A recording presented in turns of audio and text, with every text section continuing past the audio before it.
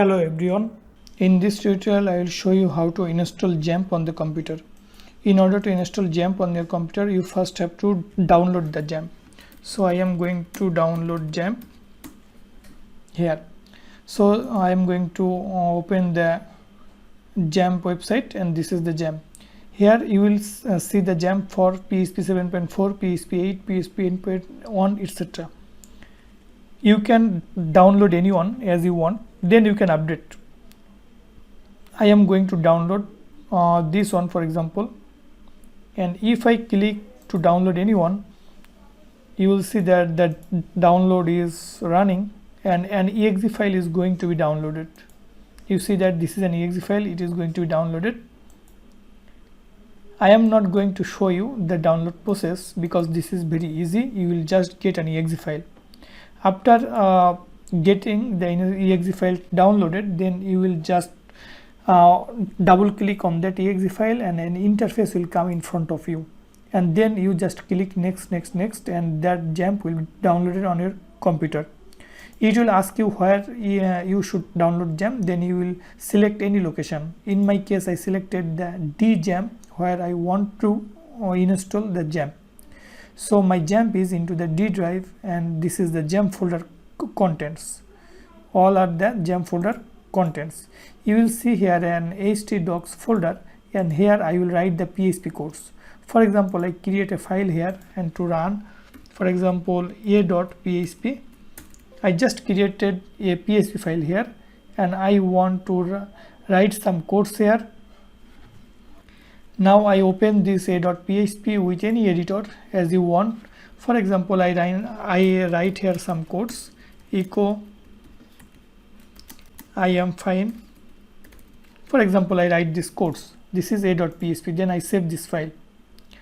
Now if I want to run this file, that means a.php file, then what I will need to do? I will have to open my browser, and then I will have to write localhost and then a.php. If I run the localhost a.php, you see that this is not working and this site cannot be reached is showing, because after installing the XAMPP, you will see a XAMPP control panel. Here you see that XAMPP control.exe. Just double click here and you will see that a control panel is coming in front of you. So from here you just start the Apache. If you need MySQL, then you can start the MySQL also, then it will run. And now if I go back to my web browser and then click to refresh, and then you see that I am fine, this is working. That means now the PHP code is working well. But before running the PHP code, you must become careful that if the XAMPP control panel is running or not.